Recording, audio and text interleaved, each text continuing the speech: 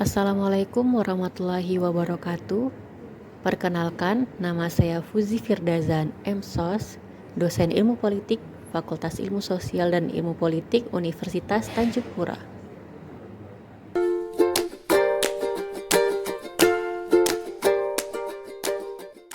Deskripsi singkat mata kuliah pengantar ilmu politik. Mata kuliah ini memperkenalkan konsep politik dan ilmu politik kepada mahasiswa. Mahasiswa juga diajak untuk memahami sifat dan hubungan ilmu politik dengan ilmu pengetahuan lainnya. Mahasiswa juga diajak untuk mempelajari tentang konsep-konsep politik, berbagai pendekatan dalam ilmu politik, pembagian kekuasaan negara secara vertikal dan horizontal, badan eksekutif, legislatif, dan yudikatif, demokrasi, komunisme dan perkembangan post-komunisme, undang-undang dasar, HAM, partisipasi politik, partai politik, dan pemilihan umum. Mata kuliah ini dilaksanakan dengan menggunakan metode pembelajaran ceramah, diskusi interaktif, pemecahan kasus atau case method, project method, presentasi, dan pembelajaran mandiri terstruktur. Materi yang dibahas pada pertemuan ke-15 yaitu terkait pemilihan umum.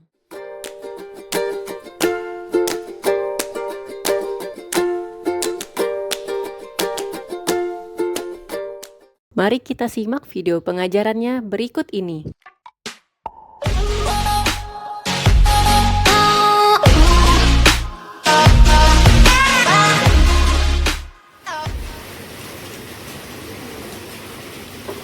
Assalamualaikum.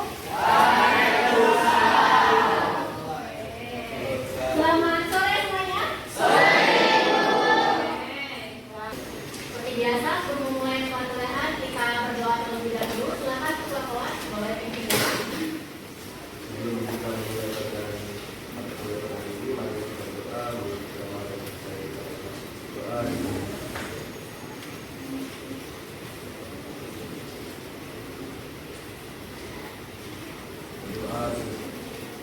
Kita akan presensi terlebih dahulu. Pertama, Suci Rahmani. Oke. Muhammad Rizki. Almekita. Oke. Alifa. Rafifa. Firmansyah. Pertemuan hari ini kita akan membahas terkait pemilihan umum. Yang sebelumnya sudah kita bahas tentang apa sebelumnya? Tentang definisi pemilu di pertemuan sebelumnya, apa lagi? Partisipasi politik. Apa lagi kita bahas sebelumnya?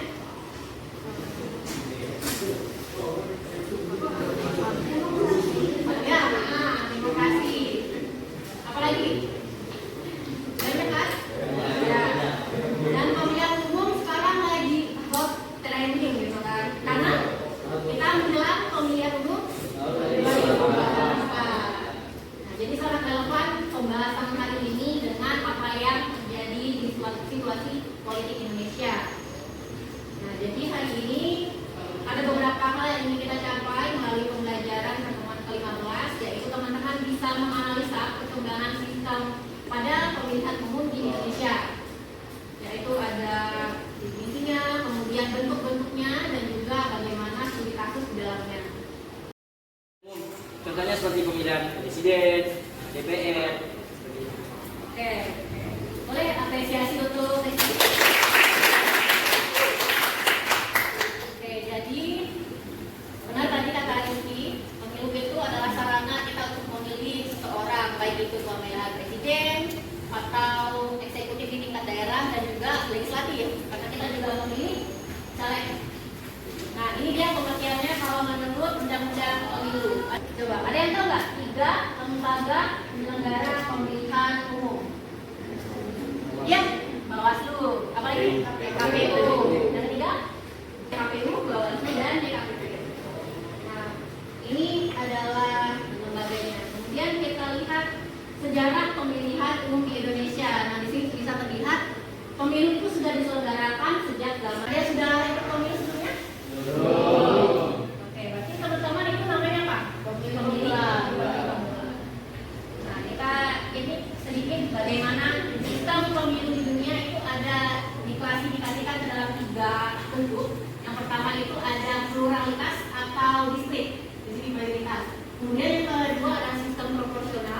Dan yang ketiga ada sistem gabungan atau campuran. Nah, di Indonesia pakai sistem yang mana? Ada yang tahu nggak?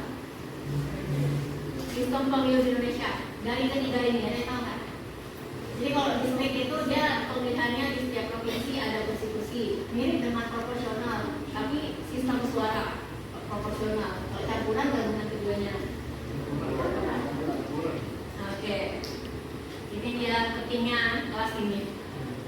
Jadi sistem pemilu Indonesia itu proporsional terbuka, karena ada proporsional tertutup.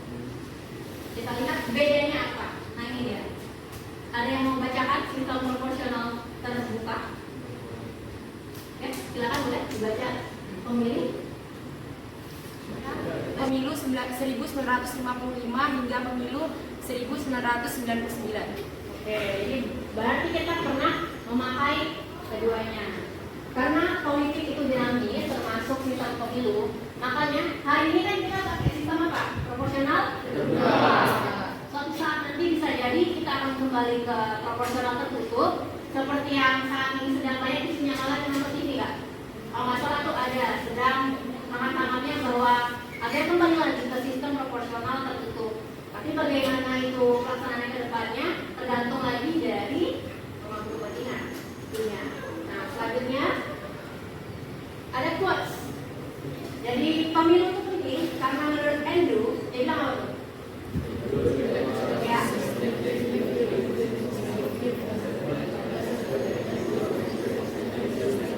Oke.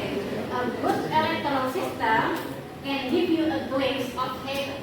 Artinya, pemilu yang baik akan membawamu sepotong surga. But a bad electoral system can give you a quick trip to hell. Ya, pemilu yang buruk akan membawamu ke dalam perjalanan singkat, cepat menuju neraka. Karena balik lagi ke teori demokrasi dan bahkan balik lagi ke politik itu sendiri. Ketika kita memilih atau kita tidak memilih, itu dampaknya sangat besar bagi terpilihnya kepala negara. Maka karena nanti kalian sudah masuk ke usia pemilih, harus memilih. Jangan sampai Oke, selanjutnya kita akan lihat studi kasusnya. Mari menganalisis studi kasus pada pemilihan umum. Yang pertama, bisnis buzzer politik. Ada yang di sini kerjaannya buzzer politik? Ada yang tahu nggak buzzer itu apa? Dimas tahu nggak buzzer itu apa? Buzzer itu kayak seorang yang memanfaatkan satu pihak itu. Tukang kompor. Iya. Kurang lebih begitu. Jadi di dalam bahasa Indonesia buzzer itu artinya pendengung. Kalau bisa dilihat dari sejarahnya, buzzer itu sebenarnya hal yang positif, yaitu fungsinya hampir mirip tipis dengan influencer yang kerjaannya mengendorse produk. Awalnya buzzer itu di bidang ekonomi bisnis, tapi lambat laun karena politik itu sendiri adalah marketing politik. Nanti semester, kalian prodinya ini ya, pemerintahan, pusing nyambung. Jadi ada namanya ilmu marketing politik. Jadi politik itu juga ada teknik pemasarannya. Nah, makanya ada buzzer. Buzzer ini bisa positif, bisa negatif. Jadi yang namanya buzzer, kalau misalnya kalian ngambil pekerjaan buzzer, itu sebenarnya nggak 100% langsung berdosa. Tergantung bagaimana lagi kalian istilahnya menyebarkan isu. Misalnya kalian cuma meng-up tentang kebaikan-kebaikan dari paslon, itu bagus. Tapi kalau misalnya kalian menjelek-jelekan pasangan lain, nah itu bisa mengarah ke negatif campaign, ya kan? Nah, selanjutnya, ada yang pernah nonton film ini? Belum. Jadi film Republik Twitter itu ada yang penggemarnya Energy Historia, Abi mana? Siapa lagi ya pemainnya ya? Laura Basuki. Jadi ini adalah film tahun 2012. Waktu itu sedang hangat-hangatnya menuju Pilpres 2014 ya. Jadi semua adalah mahasiswa di Yogyakarta yang aktif di media sosial Twitter yang sekarang namanya Sumo itu dia mendapatkan pekerjaan untuk menaikkan elektabilitas dari seorang calon gubernur DKI Jakarta. Tapi bukan calon itu yang ingin dinaikkan sebenarnya, tapi ada istilahnya anak buahnya dari Arif Cahya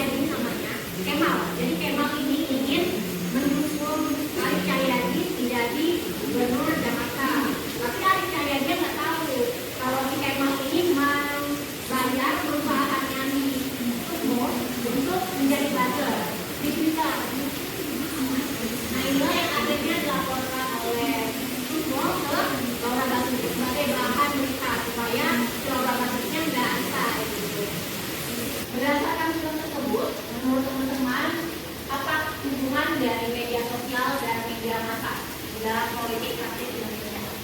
Ada yang bisa mengungkapkan relevansinya, hubungannya? Tadi sudah jelas sudah disebutkan. Dari itu orang lain disebutkan.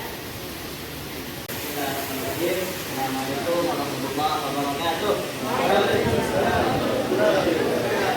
Jadi sebelumnya itu teman-teman sekalian untuk menjawab satu pertanyaan. Berdasarkan sudah disebut bagaimana hubungan media sosial dan media massa terhadap politik praktis di Indonesia. Menurut pendapat pribadi saya adalah hubungannya adalah sangat erat. Kenapa?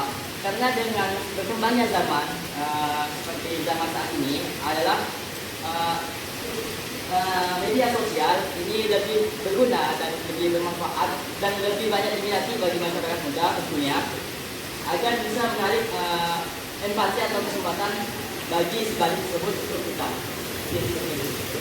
Ya, empati dan juga digandrungi oleh pemuda, ya kan? Oke, terima kasih.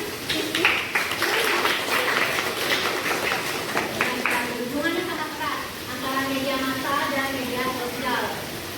Kedua media itu berbeda. Media sosial itu banyak menggunakan Instagram, Twitter, sedangkan media massa itu kan seperti Instagram, tapi mereka tetap berafiliasi. Nah, makanya seperti film Twitter cerita tadi, ketika wartawan dengan buzzer itu bisa kasih hubungan dalam kontestasi politik di Indonesia. Terus yang kedua, apakah strategi pemenangan melalui cara buzzer itu menurut teman-teman legal nggak? Atau sesuai nggak dengan etika politik? Ketika saya mendengar suara perempuan, nah boleh silakan menjelaskan.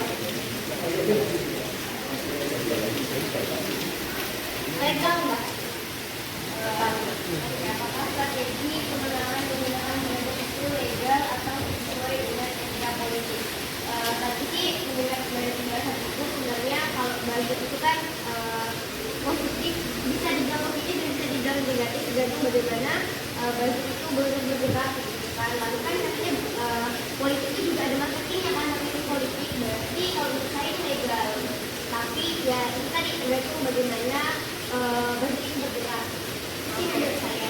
Terima kasih. Karena nanti di mata kuliah selanjutnya kita akan mempelajari lebih dalam lagi terkait marketing politik ataupun pemilu di Indonesia itu sendiri. Nanti ada yang namanya negatif campaign, ada positif campaign juga, kemudian ada bad campaign. Nah, itu akan dilakukan di pertemuan mata kuliah lain. Kemudian pertanyaan yang ketiga, menurut teman-teman, apakah kita pada film ini bisa benar-benar menjadi mainstream seperti kita? Nah, berarti bisa. Dan bahkan bukan bisa lagi ya kan? Jadi saya harapkan nanti ya teman-teman setelah mendapatkan kajian ini supaya agar menjadi pengguna media sosial yang bijak. Jangan mudah terpengaruh. Sekarang yang terjadi seperti itu. Kita terlalu mudah melihat hanya dari video 5 detik, 10 detik. Nah, nonton film Beribu Hati, ada yang nonton? Nah, gimana review filmnya Beribu Hati? Sebenarnya filmnya agak relate, bukan agak, memang relate sih, bukan apa lagi. Sosial media itu benar-benar mempengaruhi kehidupan seseorang kayak gitu. Lalu kan di situ filmnya anaknya tuh seorang influencer gitu kan. Nah, influencer tuh harusnya punya citra yang baik. Nah, kalau misalnya influencer melakukan sedikit kesalahan itu pasti langsung kelihatan oleh netizen. Lalu ketikan jaring netizen itu memang benar-benar berbahaya sih buat mental seseorang itu kan, bisa menghancurkan karir, bahkan menghancurkan mental seseorang. Dan fitnah dan hoax itu di mana-mana gitu, dan benar-benar sangat relate. Dan kalau misalnya kita setelah nonton itu benar-benar kosong sih Bu, karena benar-benar memikirkan oh ini benar relate gitu. Ya, makanya dari film itu juga bisa lihat bahwa kita jangan langsung ngejudge orang, karena yang ada di media sosial atau di layar kaca televisi itu kadang-kadang hanyalah permainan sindiran kata dari buzzer atau memang hanya kita salah persepsi. Dan di dalam kasus pemilihan umum atau politik kadang-kadang melihat pemilu sebelum-sebelumnya itu banyak di tongkrongan biasanya mulai gitu. Kalau di tahun 2019 itu mulai antara misalnya temannya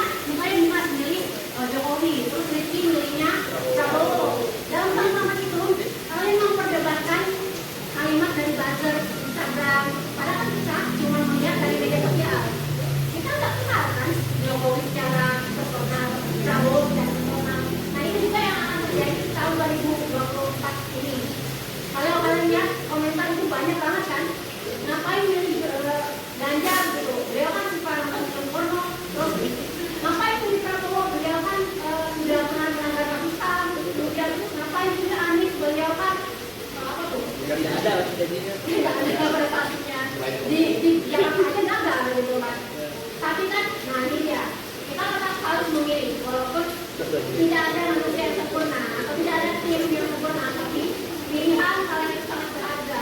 Bisa jadi suara kalian yang kalian tidak pilih itu akan disalahgunakan oleh orang lain, ya. Oke, selanjutnya ke studi kasus yang kedua. Oke. Kita lihat.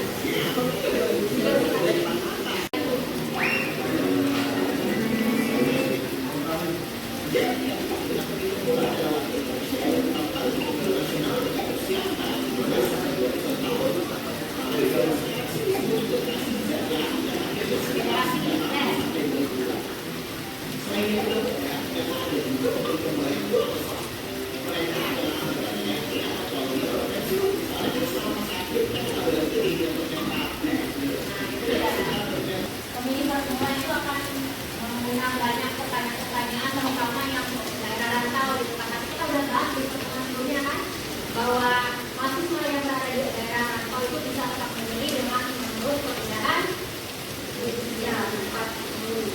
Kita diskusikan dulu dari video tadi itu. Bagaimana pendapat kalian tentang golput? Boleh nggak? Walaupun golput itu hak tetap orang boleh memilih golput, tidak dipenjara karena golput, tapi itu tidak bertanggung jawab. Jadi sebaiknya jangan golput, ya kan? Kemudian yang kedua, nah ini dia, bagaimana cara menjadi mahasiswa yang pemilih yang bijak?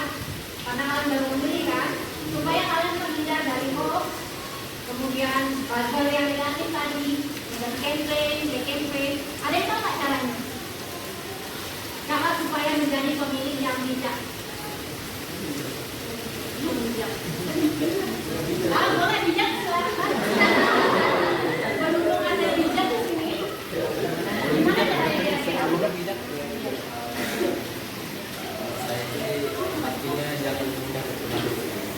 Jangan mudah terpengaruh.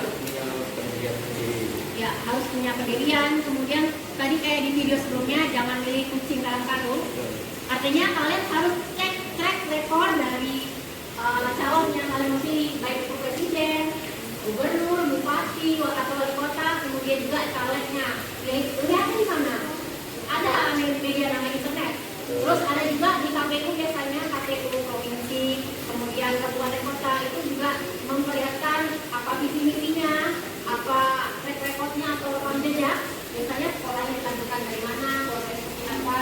Nah itu namanya kalian adalah pemilih yang rasional. Karena jenis-jenis pemilih itu banyak. Ada pemilih yang sentrol ya. Pemilih rasional itu artinya dia memilih berdasarkan pertimbangan makan. Nah ada juga pemilih yang ikut-ikut. Nah ikut-ikutnya banyak jenisnya. Ada pemilih yang subjektif, ada yang kaula. Artinya dia misalnya ini biasanya di kalangan pesantren atau di kalangan agamawan, kemudian banyak tuh. Dia mengikuti suara. Makanya calon kadang-kadang berlomba-lomba meraih suara muka, atau dia berlomba-lomba meraih suara ormas, ya.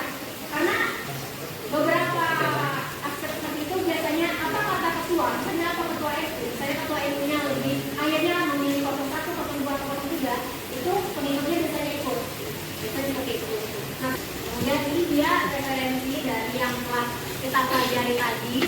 Silakan boleh dibaca, terutama yang dari Perludem ini ya, yang sistem pemilu dari Perludem. Perludem itu adalah lembaga semacam LSM yang terkait pemilu Indonesia, pemilu dan demokrasi.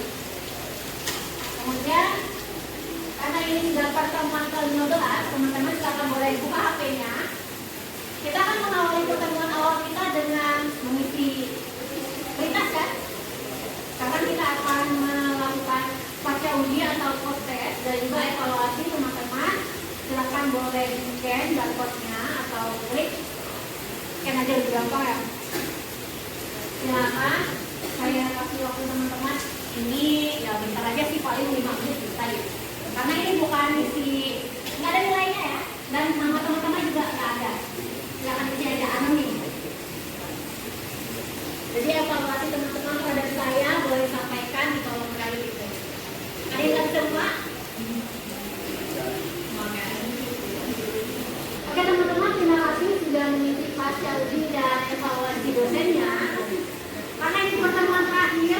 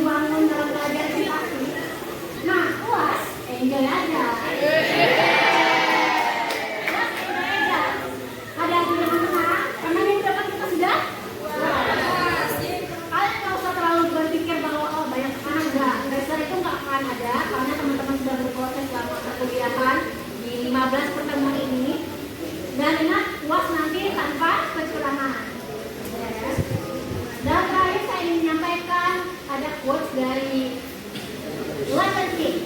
Dia mengatakan intelligence plus character, that is the goal of the true education. Tujuan akhir dari pendidikan itu tidak hanya tentang kepintaran atau ilmu yang didapat, tapi adalah karakter. Seperti materi yang kita bersama bagaimana kita sebagai pemimpin pemula yang cerdas, yang tidak memanfaatkan kawan, bagaimana kita diri untuk memilih pemimpin yang benar-benar berintegritas dan juga berkualitas dan juga pesan saya pribadi. Mungkin nanti semester depannya kita ketemu.